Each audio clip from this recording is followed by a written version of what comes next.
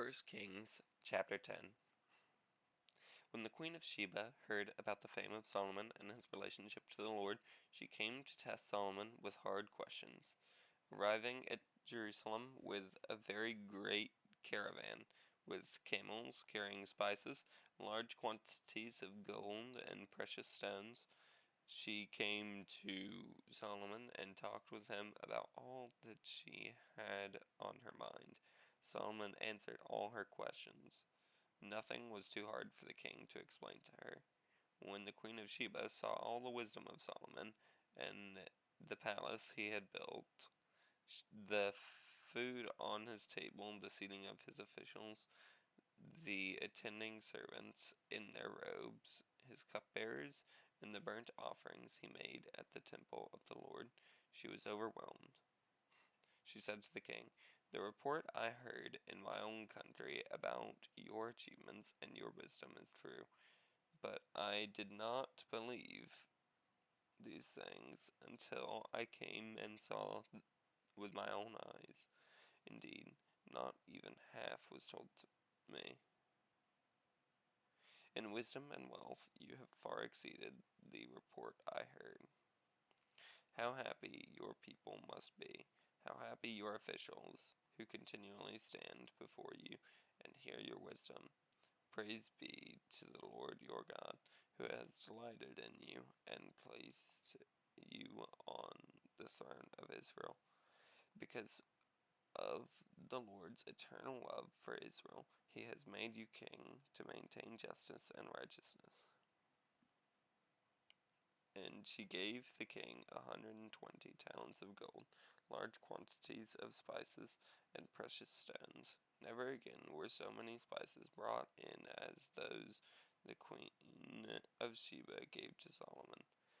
Hiram's ships brought gold from Ophir, and from there they brought great cargoes of almug wood and precious stones. The king used almug wood to make supports for the temple of the Lord and for the royal palace, and to make harps and lyres for the musicians. So much almug wood has never been imported or seen since that day. King Solomon gave the queen of Sheba all she desired and asked for, besides what he had given her out of his royal bounty. Then she left and returned with her retinue to her own country.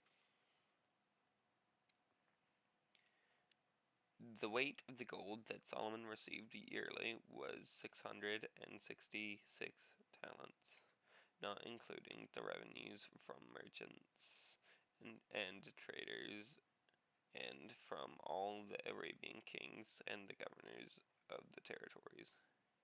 King Solomon made 200 large shields of hammered gold. 600 shekels of gold went into each shield.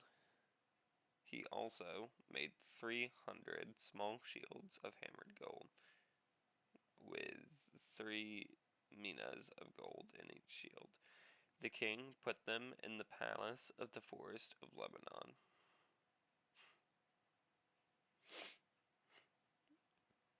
Then the king made a great throne covered with ivory and overlaid with fine gold.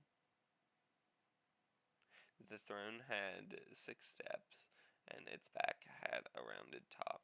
On both sides of the seat were armrests, with a lion standing beside each of them. 12 lions stood on the 6 steps, one at either end of each step. Nothing like it had ever been made for any other kingdom. All King Solomon's goblets were gold, and all the household articles in the palace of the forest of Lebanon were pure gold. Nothing was made of silver, because silver was considered of little value in Solomon's days. The king had a fleet of trading ships at sea along with the ships of Hiram. Once every 3 years it returned, carrying gold, silver, and ivory, and apes and baboons. King Solomon was greater in riches and wisdom than all the other kings of the earth.